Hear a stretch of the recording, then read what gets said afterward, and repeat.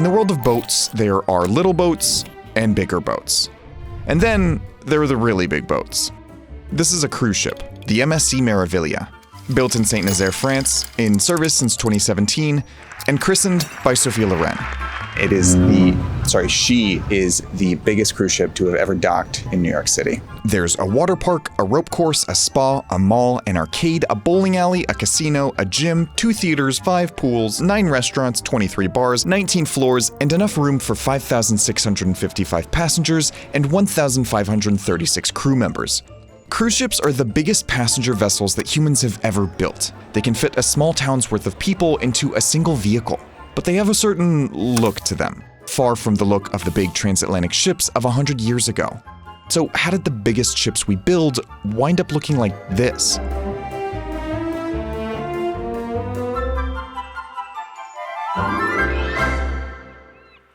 Before cruise ships, the biggest ships on Earth were ocean liners, built for one purpose: to take you somewhere.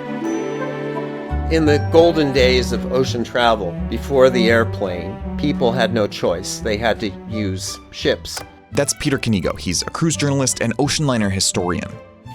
Advertisements from this golden era of ocean liners boasted their speed across the Atlantic and their luxurious comfort, which, given the conditions on the open ocean, wasn't always easy to achieve. If it's February and you're crossing the Atlantic, you're going to be absolutely miserable. And the last thing you want to do is realize that you're on a ship. What they used to do at the turn of the 20th century is they would design at least the first class part of ships to look like great palatial hotels or even palaces themselves. Ocean liners like this one, the RMS Aquitania, tried to replicate all the amenities of life on land. There were restaurants, smoking rooms, gardens, and a massive lounge with painted ceilings. For the first-class passengers, at least all of the comforts of a city, but at sea.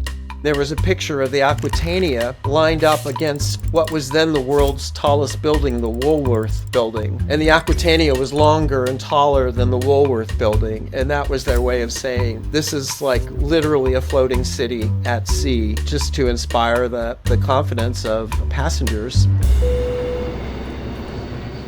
But the rise of air travel meant that ships stopped being the only way to cross oceans. And by the 1960s, ocean liners were slowly becoming obsolete. As ocean liner companies struggled to sell tickets, they tried something different. No longer do liners even attempt to compete with airspeed.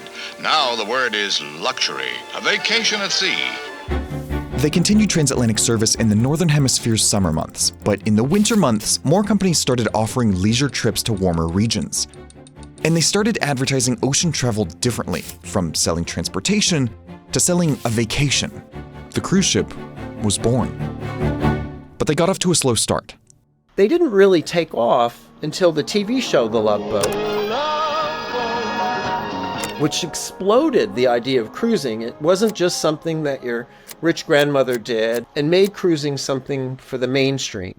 But as cruises started to become mainstream, ocean liners had a problem. They were designed to go fast and consumed a lot of fuel. They sat low in the water, which kept them stable in rough seas, but meant they could only access ports with deep harbors. They had separate sections for first, second, and third class, but that left a lot of passengers without access to amenities and limited everyone's freedom of movement throughout the ship. And compared to the full-time cruise ships of the time, ocean liners were huge, so they'd have to attract a lot of vacationers to be profitable. Everything that had made ocean liners optimally designed for commuting quickly through rough waters made them poorly fit for vacationing slowly through calm ones. As sea travel continued to dwindle, even the largest ocean liner in the world, the SS France, couldn't generate enough revenue to operate, and it sat idle for years. Until 1979, when Norwegian Caribbean Lines purchased it and made an announcement that shocked the industry. They were going to convert the France into a full-time cruise ship. Since speed was no longer a concern, they shut down one engine room and removed 2 of the 4 propellers. To get passengers to islands without deep ports, they installed tenders. These are smaller ships that ferried passengers to shore. To open up amenities to all passengers, they took out the barriers between class sections. And to attract enough vacationers, they loaded the ship with a massive roster of entertainment options. There are sporting facilities and shopping centers, a cinema, bars, a multi-confession church, saunas, kindergarten, party games, educational courses, library, charades. The ship began service in 1980, renamed the SS Norway. Where other ships made 3 to 4 stops in a week-long cruise, the Norway only made 2. They weren't advertising a cruise to a destination. The ship was the destination itself. The Norway proved that size worked for cruise ships, and it kicked off a race to build bigger and bigger ships that changed the look of cruise ships forever. To fit more cabins and amenities, those superstructures, that's all of this that rises above the deck, became taller, which hid the once prominent smokestacks. The smokestacks, because the ships are so tall, the funnels are these tiny little afterthought. To fit even more cabins and amenities, superstructures became wider, which shortened the bow. That's this forward part of the ship. There is no space where there's just an open deck where Jack and Rose can go stand and say they're king of the world or whatever. That's all gone. The bow didn't need to be long and pointed to cut through intense waves like on transatlantic liners, so builders rounded them out, giving even more square footage for amenities. When the Norway began service in 1980, it was the biggest operating passenger ship in the world, with an internal volume of over 70,000 gross tons.